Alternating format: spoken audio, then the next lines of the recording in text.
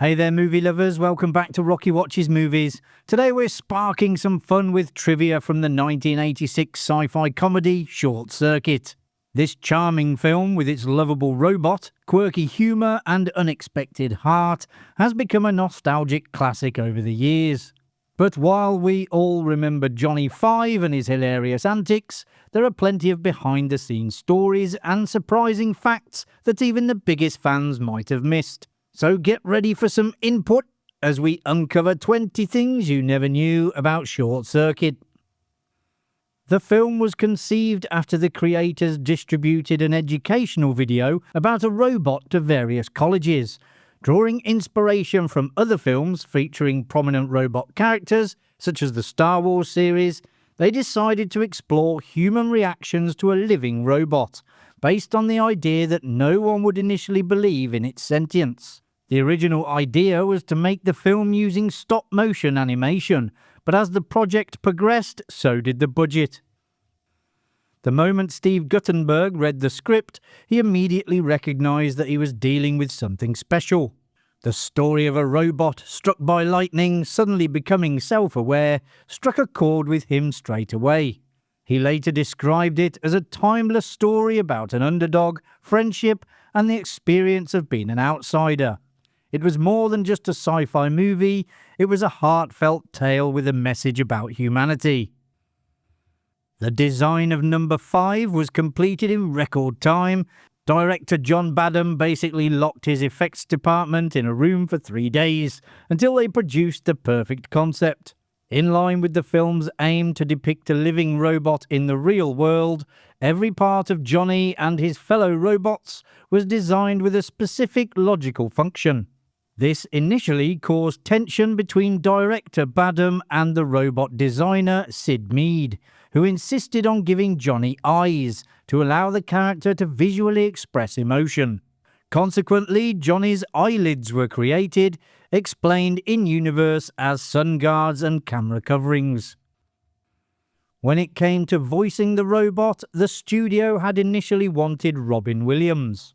However, during rehearsals, puppeteer Tim Blaney, who controlled Number 5's head, provided the voice himself, and it proved to be perfect. His tone, timing, and warmth gave the robot a distinctive personality, and the team decided not to interfere with what was already working, keeping Blaney as the official voice of Number 5. He was also voiced in real time, as the director believed this created a more realistic interaction between the robot and the other actors, rather than recording it in post-production, although a few lines were redubbed later. John Badham went to great lengths to ensure the cast treated Number 5 as a real actor, rather than just a machine. Each morning he would bring the robot out, give it a hug, and encourage the rest of the cast to do the same. He explained that if Eddie Murphy were on set, they would treat him with respect and joy, and that they should approach Number 5 in the same way. While it may have seemed unusual, this method helped the actors develop genuine chemistry with a complex assembly of metal and servos. In the original script, the scientist Ben was written as an American.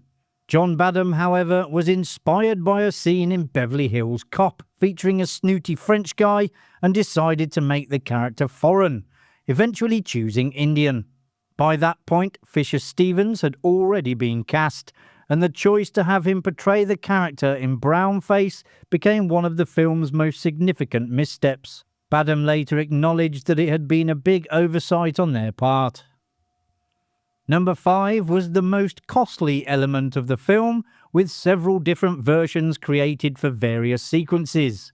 Almost everything else in the production was relatively inexpensive, which allowed the filmmakers to allocate as much funding as necessary for the robot character. Making Number 5 believable was no easy task. This was long before CGI, so everything had to be achieved practically. The crew operated an intricate puppet composed of multiple heads, arms and bodies, each designed for specific movements.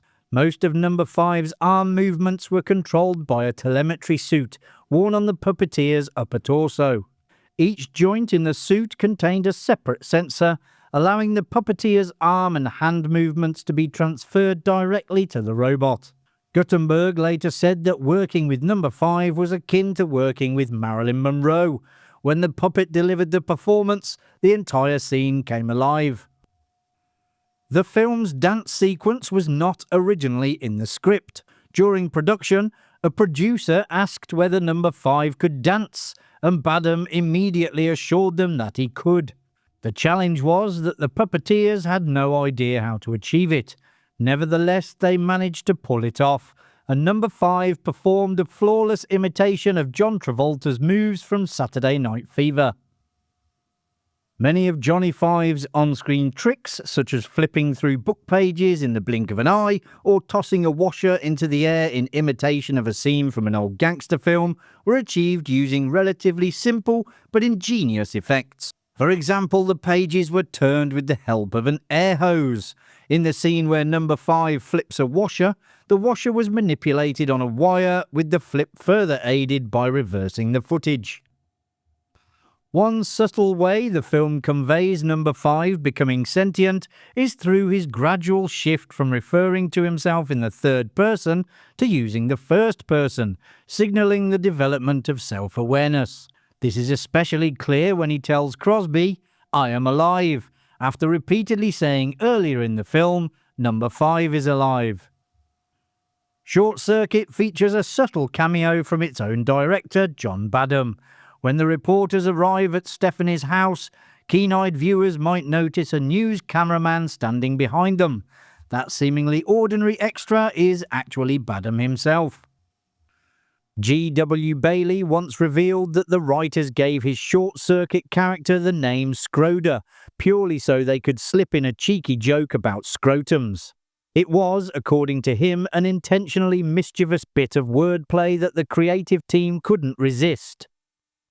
One of number 5's funniest lines, "Your mother was a snowblower," was never in the original script. It was added late in post-production. The line became one of the film's biggest laughs. Guttenberg and co-writer Brent Maddock regarded Short Circuit as a modern-day Pinocchio/Frankenstein. Rather than a puppet longing to become a real boy, the story centered on a machine searching for meaning, questioning what it means to be alive, to possess a soul, and to become more than what it had been programmed to be. Although Short Circuit opened at the top of the US box office, its success was more modest than the studio would have liked. Its final domestic gross of just over $40 million left it sitting at 21st for 1986, hardly a runaway smash. It performed respectably though, outdoing titles such as Pretty in Pink, The Fly and The Money Pit, and by 1987 its worldwide take-ins had climbed to around $100 million. Yet its real triumph came not in cinemas but in living rooms. Short Circuit became the most rented home video of 1987, turning Johnny Five into a bona fide rental sensation, even if the box office numbers were never quite as electrifying. The sequel, Short Circuit 2, premiered in 1988.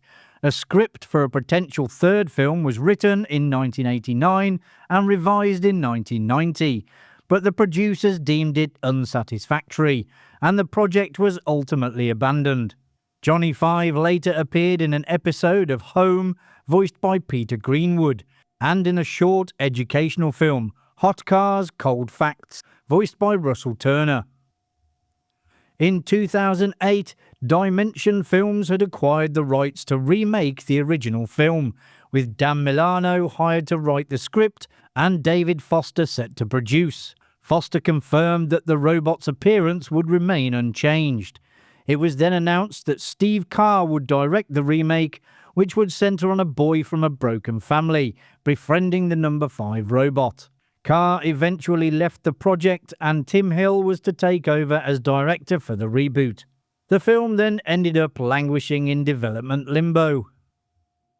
A video game based on the film was developed by Ocean Software for the ZX Spectrum, Commodore 64 and Amstrad CPC. It consisted of 2 parts, an arcade adventure in which Johnny Five had to escape from the lab, and an action segment where he navigated the countryside avoiding soldiers, other robots and animals. Years later, Steve Guttenberg witnessed just how deeply Short Circuit had resonated with audiences. While dining in a restaurant in Paris, a young boy shyly approached him and asked if he was Steve Guttenberg. When he confirmed that he was, the boy's father returned from the car with a miniature number 5 toy. The child explained that he kept it with him all the time, saying that number 5 was his friend. And there you have it, folks. You now know a little bit more about Short Circuit. If you enjoyed the video, which I presume you did as you got this far, hit that like button and subscribe so you don't miss any future videos coming to Rocky Watches Movies. Thanks for watching. I'll see you in the next one.